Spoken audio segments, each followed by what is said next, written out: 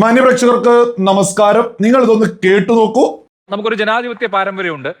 ഇപ്പോൾ ജനങ്ങൾ തെരഞ്ഞെടുക്കുന്ന ആളുകളാണ് ഭരിക്കുന്നത്. ഗവർണർ എന്ന് പറയുന്നത് ജനങ്ങൾ തെരഞ്ഞെടുത്ത ആളല്ല, കേന്ദ്ര സർക്കാർ അപ്പോയിന്റ് ചെയ്യുന്ന ഒരു പദവി മാത്രമാണ്. ഗവർണർ ചാൻസലർ ആയിരിക്കുന്നത് സർവകലാശാലകളുടെ സ്റ്റാറ്റ്യൂട്ട് അനുസരിച്ചിട്ടാണ്.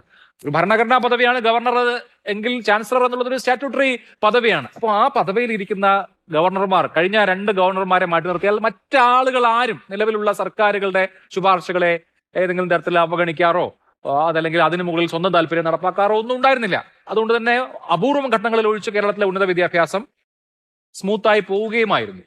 അപ്പോൾ ഈ ഓട് പൊളിച്ച്, അങ്ങനെയല്ലല്ലോ ഒരു പ്രത്യയശാസ്ത്രത്തെ പ്രവേശിപ്പിക്കേണ്ടത്. ഓട് പൊളിച്ച് സർവകലാശാലകളിൽ അകത്ത് കയറി നട്ട് വളർത്തേണ്ടതാണോ RSSന്റെ പ്രത്യയശാസ്ത്രം?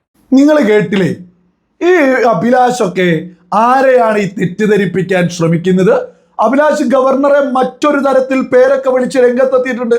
അതും നമുക്ക് ഈ ഒരു വീഡിയോയിൽ തന്നെ മുന്നോട്ട് വെക്കാം. അതിനു മുമ്പ് അഭിലാഷ് പറഞ്ഞത് നിങ്ങൾ കേട്ടോ, ഈ RSSനെ എന്തോ വലിയ പ്രശ്നമാണ് എന്ന രീതിയിൽ ഇങ്ങനെ ചിത്രീകരിക്കുന്നതൊക്കെ അഭിലാഷിനൊക്കെ എന്താണ് ലക്ഷ്യം? എത്ര വിവരക്കെടെ, എന്ത് തെറ്റിദ്ധരിപ്പിക്കലാണ് ഈ അഭിലാഷൊക്കെ നടത്തുന്നത്? ജനാധിപത്യ രീതിയിലാണോ ഗവർണറെ തിരഞ്ഞെടുത്തത് എന്നൊക്കെയാ, ഓട് പൊളിച്ചെന്തോ കടത്തുന്നു എന്നൊക്കെയാ വിളിച്ചു പറയുന്നത്. അല്ല അഭിലാഷേ, രാജ്യത്തെ ഭരണഘടനാപരമായിട്ട് ഒന്ന് എന്ന് പറയുന്നത് രാജ്യത്തിന്റെ രാഷ്ട്രപതിയാണ് എന്നുള്ളതൊരു യാഥാർത്ഥ്യമല്ലേ? ഇന്ത്യൻ പ്രസിഡന്റ് ആണ് ഒന്ന് എന്ന് പറയുന്നത് ഭരണഘടനാപരമായിട്ട്. അതേപോലെ തന്നെ കേരളത്തിന്റെ ഭരണഘടനാപരമായിട്ട് ഒന്ന് എന്ന് പറയുന്നത് ഭരണഘടനാപരമായിട്ട് ഗവർണറാണ്. ഇത് കേന്ദ്ര സർക്കാർ വളരെ വ്യക്തമായിട്ട് അപ്പോയിന്റ് ചെയ്യുന്നതാണ് എന്നുള്ളതിലും ഒരു തർക്കമില്ല. ഇതിൽ വളരെ വ്യക്തമല്ലേ, കേന്ദ്ര സർക്കാരിനെ തിരഞ്ഞെടുത്തത് രാജ്യത്തെ ജനങ്ങളല്ലേ? അപ്പൊ അഭിലാഷിന്റെ ഭാഷയിൽ പറയുകയാണെങ്കിൽ കേരളത്തിന്റെ മുഖ്യമന്ത്രിയെയും ജനങ്ങൾ തിരഞ്ഞെടുത്തതല്ല എന്നല്ലേ പറയേണ്ടത്? കാരണം എന്താ, MLA-മാരെയല്ലേ നമ്മൾ ഇവിടെ തിരഞ്ഞെടുക്കാറുള്ളത്. പിന്നീട് MLA-മാർ മതസംഘടനകളും മതപാർട്ടികളും പറഞ്ഞത് കേട്ട് ഒരു ജനാധിപത്യവും ഇല്ലാതെ നമ്മുടെ കേരളത്തിന്റെ മുഖ്യമന്ത്രിയെ തീരുമാനിച്ചില്ലേ? കോൺഗ്രസ് തന്നെ പറഞ്ഞതിൽ ഏറ്റവും കൂടുതൽ MLA-മാർ പിന്തുണച്ചത് KC വേണുഗോപാലിനെയാണ് എന്ന്. എന്നാൽ മതപാർട്ടിയായിട്ടുള്ള ലീഗ് പറഞ്ഞതനുസരിച്ചാണ് VD സതീശനെ ഇവിടെ മുഖ്യമന്ത്രിയാക്കിയത് എന്നുള്ളത് കേരളം മൊത്തം ചർച്ച ചെയ്തതല്ലേ? ഇത് ജനാധിപത്യമാണോ? ഈ പാർട്ടിയിൽ പോലും ജനാധിപത്യത്തെ കശാപ്പ് ചെയ്താണ് മുഖ്യമന്ത്രിയെ തിരഞ്ഞെടുത്തത്. അപ്പൊ അഭിലാഷിന്റെ ഭാഷയിൽ MLA-മാരെ മാത്രമേ ജനങ്ങൾ തിരഞ്ഞെടുക്കുന്നുള്ളൂ. അതേപോലെ തന്നെയല്ലേ കേന്ദ്ര സർക്കാരിന്റെ ജനങ്ങളാണ് തിരഞ്ഞെടുത്തത്. ആ കേന്ദ്ര സർക്കാർ ഗവർണറെ ഒരു സംസ്ഥാനത്ത് നിയമിച്ചാൽ അത് അംഗീകരിക്കാൻ പറ്റാത്തത് എന്താണ് ഇവിടെ പ്രശ്നം? അതായത് കോൺഗ്രസ് ഇവിടെ സകലതും കോൺഗ്രസ് ആണെങ്കിൽ അംഗീകരിക്കും. കോൺഗ്രസ് രാജ്യം ഭരിച്ച സമയത്ത് ഗവർണർമാര് ഇവിടെ ഇല്ലായിരുന്നു. ലളിതമായ ചോദ്യം. കോൺഗ്രസ് രാജ്യം അടക്കി ഭരിച്ച സമയത്ത് ഇവിടെ ഗവർണർമാരില്ലായിരുന്നോ? അവർ കാര്യങ്ങൾ ചെയ്തിട്ടില്ലായിരുന്നോ? ഇതൊക്കെ മറച്ച് ലോകം മൊത്തം ജഡ്ജിമാരെ ആരാ തീരുമാനിക്കുന്നത്? നമ്മുടെ രാജ്യത്ത് ഉൾപ്പെടെ ലോകം മൊത്തം ജഡ്ജിമാരെ ജനങ്ങൾ തിരഞ്ഞെടുത്തതാണോ? ഓരോ രാജ്യത്തും ഓരോ നിയമങ്ങളുണ്ട്. ആ നിയമത്തിനനുസരിച്ച് തന്നെയല്ലേ നമ്മുടെ ഗവർണറെ ഇവിടെ നിയമിച്ചിട്ടുള്ളത്. നമ്മുടെ കേരളത്തിന്റെ ഗവർണർ ഒരു ഓടും പൊളിച്ചു വന്നതല്ല. നമ്മുടെ കേരളത്തിന്റെ ഗവർണർ എല്ലാ യോഗ്യതയും ഉള്ള ഒരു വ്യക്തി തന്നെയല്ലേ? എല്ലാ നിയമപരമായിട്ടുള്ള വേഗങ്ങളിലൂടെ തന്നെയല്ലേ നമ്മുടെ കേരളത്തിന്റെ ഗവർണർ ആയിട്ടുള്ളത്?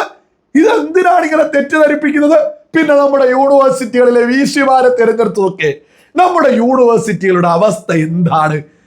കമ്മിവൽക്കരിച്ചതല്ലേ? സകല മേഖലകളിലും അധ്യാപക, അതേപോലെ തന്നെ വിദ്യാർത്ഥികൾ, സകല സ്ഥലത്തും യൂണിവേഴ്സിറ്റികളിലെ VC-മാർ സകലതിലും കമ്മിത്തരം കലർത്തിയ ഒരു പ്രശ്നം. അത് വലിയ ജനാധിപത്യം പൂത്തുലയും. കോൺഗ്രസ് ആരെങ്കിലും എന്തെങ്കിലും ചെയ്താൽ അത് വലിയ ഇവിടെ നമ്മുടെ കേരളത്തിലെ യൂണിവേഴ്സിറ്റികളുടെ നിലവാരം പോലും ഇല്ലാതെയായത്, ഇവിടെ ഡോക്ടറേറ്റ് എടുക്കുന്ന PhD ഉൾപ്പെടെ ഉള്ളതിൽ എന്തൊക്കെ കള്ളത്തരം! ഇവിടെ പലരും ഡോക്ടർമാര് പോലും ഇടതുപക്ഷത്തിന്റെ സമയത്ത് ആയിട്ടുള്ളത് എങ്ങനെയാണെന്ന് ഇവിടെ എത്ര തവണ ചർച്ചകൾ നടത്തിയിട്ടുണ്ട്. ഒരു നിലവാരവും ഇല്ലാത്ത രീതിയിലേക്ക് നമ്മുടെ യൂണിവേഴ്സിറ്റികളിൽ എത്തിയത് കൊണ്ടാ. നമ്മുടെ യൂണിവേഴ്സിറ്റികൾ നിലവാരമില്ലാത്തതിലേക്ക് എത്തിയിട്ടല്ലേ ഗവർണർ അതൊന്ന് നന്നാക്കാൻ, അതൊന്ന് തച്ചുടച്ചൊന്ന് റെഡിയാക്കാൻ, വരും തലമുറയ്ക്ക് നിലവാരമുള്ള ആളുകളെ അപ്പോയിന്റ്മെന്റ് ചെയ്യുന്നതിൽ എന്താണ് അഭിലാഷ് നിങ്ങൾ കാണുന്ന പ്രശ്നം? ഇതൊന്നും നന്നാവരുത്. സകലതും കമ്മിത്തരം കുത്തിക്കയറ്റി ഒന്നിനും കൊള്ളാത്ത യൂണിവേഴ്സിറ്റികളായിട്ട് മുന്നോട്ട് പോകണമെന്നാണോ? അതാണോ അഭിലാഷിന്റെ ജനാധിപത്യം? ഈ മറ്റൊരു കാര്യം കൂടി ഗവർണർക്കെതിരെ പറയുന്നുണ്ട്, നിങ്ങളൊന്നും ഉന്നത വിദ്യാഭ്യാസ മേഖലയെ സംരക്ഷിക്കണം. ഉന്നത വിദ്യാഭ്യാസ സ്ഥാപനങ്ങളെ സംരക്ഷിക്കാൻ സംഘി ഗവർണർമാരെയും സംഘി സെനറ്റിനെയും ഉപയോഗിക്കുകയാണോ ചെയ്യേണ്ടത്? സംഘി എന്ന് നിങ്ങൾ എത്ര തവണ വിളിച്ചാലും 1000 തവണ വിളിച്ചാലും നിങ്ങൾ ഒരു കാര്യം മനസ്സിലാക്കണം. രാജ്യത്ത് മുഴുവൻ നമ്മൾ മുദ്രാവാക്യത്തിൽ മുകളിലോട്ട് നോക്കൂ, താഴോട്ട് നോക്കൂ, സൈഡിലേക്ക് നോക്കൂ, വശങ്ങളിലേക്ക് നോക്കൂ, ഇതെല്ലാം സംഖ്യയായിരുന്നേ. രാഷ്ട്രപതി മുതൽ ഇനി താഴത്തെ പഞ്ചായത്ത് മെമ്പർമാരെ തെരഞ്ഞെടുക്കപ്പെട്ട ആളുകളല്ലേ? ജനാധിപത്യ രീതിയിൽ ജനാധിപത്യ രീതിയിലല്ലേ വന്നതല്ല. ജനാധിപത്യ രാഷ്ട്രപതിയും പ്രധാനമന്ത്രിയും തെരഞ്ഞെടുക്കപ്പെട്ട ആളുകളാണ് പറഞ്ഞത്. അതുപോലെ ജനാധിപത്യ രീതിയിലായിക്കൂടെ? ജനാധിപത്യ രീതിയിൽ തന്നെയാണ് ഇതൊക്കെ ചെയ്യുന്നത്. നിങ്ങൾ കേട്ടില്ലേ ഗവർണറെ സംഘി എന്ന അഭിലാഷ് വിളിച്ചു പറയുന്നത്?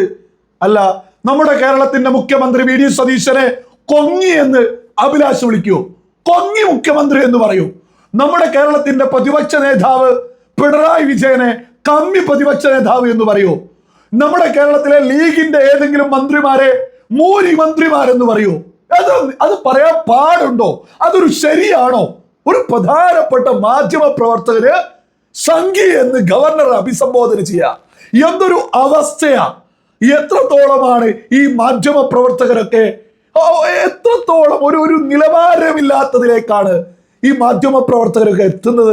അരുണിനെയൊക്കെ വെച്ച് നോക്കുമ്പോൾ അഭിലാഷൊക്കെ കുറച്ച് നിലവാരമൊക്കെ ഉണ്ട് എന്നായിരുന്നു നമ്മളൊക്കെ തന്നെ കരുതിയത്. ഈ പറയുന്ന ഇടതുപക്ഷം ഇങ്ങനെ പരാജയപ്പെട്ടിട്ടുള്ള കുരുപൊട്ടലാണെങ്കിൽ അഭിലാഷിനോട് പറയാനുള്ളത് ഇനിയെങ്കിലും ഒന്ന് ശ്രദ്ധിക്കുക. ഒരു ഗവർണറെയൊക്കെ സംഘി എന്നൊരു പ്രമുഖ മാധ്യമത്തിൽ നിന്ന് വിളിച്ചു പറയുന്നത് അങ്ങേയറ്റം മോശമാണ് എന്നുള്ളതിൽ ഒരു തർക്കമില്ല. ഇതൊരു മാധ്യമ പ്രവർത്തകൻ എന്ന നിലക്ക് നിലവാരം ഇടിഞ്ഞങ്ങ് താഴ്ന്നു എന്നേ പറയാനുള്ളൂ. എത്ര നിലവാരമില്ലായ്മയാ! പിന്നെ ഇതിന് അഭിലാഷിന് BJP വക്താവ് RS രാജീവ് തന്നെ കൃത്യമായിട്ട് അങ്ങ് മറുപടി കൊടുത്തിട്ടുണ്ട്, വളരെ വ്യക്തമായിട്ട്. ഇന്ന് രാജ്യത്ത് പ്രധാനമന്ത്രി മുതൽ വാർഡ് മെമ്പർമാർ വരെ ഈ രാജ്യത്ത് സംഖ്യയാണ്. സംഖ്യ എന്ന് വിളിച്ചാൽ ഒരു പ്രശ്നമില്ല. രാജ്യത്തെ എല്ലാ ഭാഗങ്ങളിലും ഇന്ന് സംഖ്യയാണ്. അത് ഇവിടെ എന്തോ സംഭവമായിട്ട് നിങ്ങൾ എന്തെങ്കിലും വിളിച്ചു പറയാ എന്നേ ഉള്ളൂ. അതിന് നല്ല മറുപടി BJPയുടെ വക്താവ് തന്നെ നല്ല രീതിയിൽ കൊടുത്തിട്ടുണ്ട്. അഭിലാഷിനോടൊക്കെ മറ്റൊന്ന് ലളിതമായിട്ട് ചോദിക്കാനുള്ളത്, ഇത് ജനാധിപത്യ രാജ്യത്തെ ജനാധിപത്യ രീതിയിലുള്ള അപ്പോയിന്റ്മെന്റുകളല്ലേ? ഇനി ഈ രാജ്യത്തിന്റെ ഭരണഘടനയെ അഭിലാഷ് തള്ളിക്കളയുമോ? എന്റെ ലളിതമായ ചോദ്യം. ഈ രാജ്യത്തെ ഭരണഘടനയെ അഭിലാഷ് തള്ളുമോ? നമ്മുടെ രാജ്യത്തെ ഭരണഘടനാപരമായിട്ട് 1 എന്ന് പറയുന്ന സംസ്ഥാനത്ത് ഗവർണറാണ്. ആ ഗവർണറേക്ക് ചോദ്യം ചെയ്യുന്നതിന് ഇതൊന്നും ശരിയല്ല എന്ന് പറയുന്നതാണ് ഇവിടുത്തെ പ്രശ്നം. എത്ര നിലവാരമില്ലായ്മയിലേക്ക് ഇവിടുത്തെ ഭരണഘടനയാണ് ഈ വെല്ലുവിളിച്ചുകൊണ്ടിരിക്കുന്ന അഭിലാഷ്. എന്തോ ബാക്കിയൊക്കെ കോൺഗ്രസ് ഭരിച്ച സമയത്ത് എന്തൊക്കെയായിരുന്നു ഇവിടെ നിയമപരമായിട്ടുള്ളത്, അതേപോലെ തന്നെയാണ് BJP ഭരിക്കുമ്പോഴും നിയമപരമായിട്ട് തന്നെ നമ്മുടെ നിയമത്തിലുള്ളത് മാത്രമാണ് ഗവർണർ എന്ന പദവിയൊക്കെ. അല്ലാതെ BJP എന്തെങ്കിലും കൊണ്ടുവന്നതൊന്നുമല്ല. ഇത് രാജ്യത്തിന്റെ ഭരണഘടനയിലുള്ളതാ. ഇതൊന്നും അറിയാഞ്ഞിട്ടൊന്നുമല്ല അഭിലാഷിന്. BJP RSS എന്ന് പറഞ്ഞ് ഇവിടെ കുറെ സാധാരണക്കാരെ ഭയപ്പെടുത്തി ഇങ്ങനെ നിൽക്കണം. കോൺഗ്രസും ഈ പറയുന്ന ഇടതുപക്ഷമൊക്കെ ഉപ്പ് വെച്ച കലം പോലെയാണ് നമ്മുടെ രാജ്യത്ത് ആയിക്കൊണ്ടിരിക്കുന്ന, ഒരു തർക്കമില്ലാത്ത വിഷയമാണ്. അവരുടെ പരാജയം നോക്കി അഭിലാഷൊക്കെ കുരുപൊട്ടലാണെങ്കിൽ ജീവിതകാലം മുഴുവൻ അഭിലാഷിനൊക്കെ കുരുപൊട്ടി ജീവിക്കാനേ സാധിക്കൂ എന്നുള്ളത് തന്നെയാണ് ബോധമുള്ള മലയാളികൾക്ക് ഈ പറഞ്ഞ അഭിലാഷിനോടൊക്കെ പറയാനുള്ളത്.